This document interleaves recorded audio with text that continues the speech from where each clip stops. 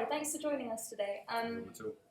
You've just watched my rush cuts from the nurse shoot for my documentary about the night shift, and you are perfectly in my target audience, from age 30 to 50,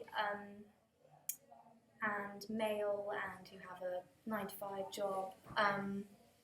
So I was wondering if you have ever worked any night shift jobs? I have actually, yeah. When I was around 18, I worked on the boats from Dover to Calais Oh, cool. and did night shifts for a week at a time in my summer holidays. And do you think that like general society knows enough about the night shift?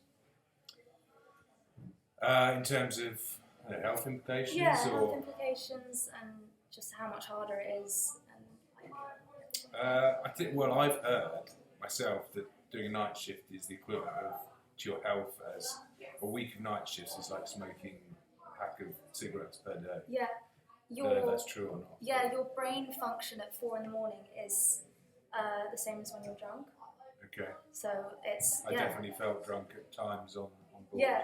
So do you think that you would maybe watch a documentary that was showing the effects of the night shift? I'd be very interested to see, yeah, especially around London, like your documentary is showing, seeing how different people kind of have different scenarios in which they work and seeing what impacts it might have. I mean, you don't deal with as many people, I suppose, at night time, but you also might have interaction with a specific type of person overnight who maybe works night shifts themselves, but also can be quite dangerous. Yeah. People who are out drunk coming in and dealing in with every people single who are, interview I've taken, I've said, what's the most interesting thing that you see in the dead of the night, and they always say the drunk people that are around this area at 4 in the morning are just hard to deal with. So, and possibly people who are desperate, who need to maybe come in from homeless people who need to come in from the cold, or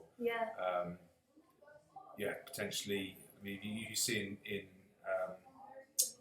when people are getting petrol in garages that they can't go into the shop to pay, can you? You have to go up to the salesperson and you get served behind the glass. So is that because it's dangerous? Yeah, it is.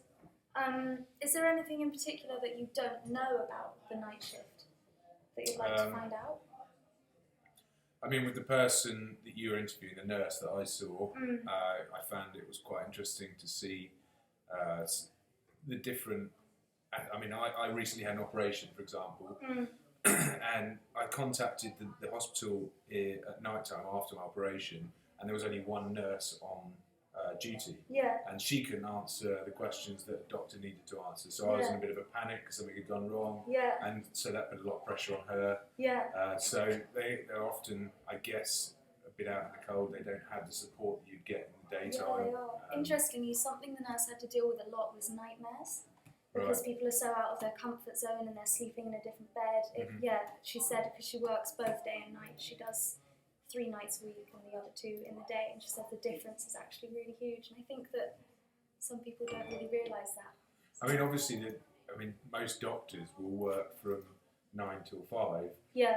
So there's a lot of pressure put onto nurses who are suddenly have to act like doctors. And they haven't been trained as doctors. They've just been trained to look after you rather than actually, physically do things to you if necessary. Or so I imagine that they're often having to answer questions they don't know the answer to, or make people feel comfortable when they're in a stressful scenario. Yeah.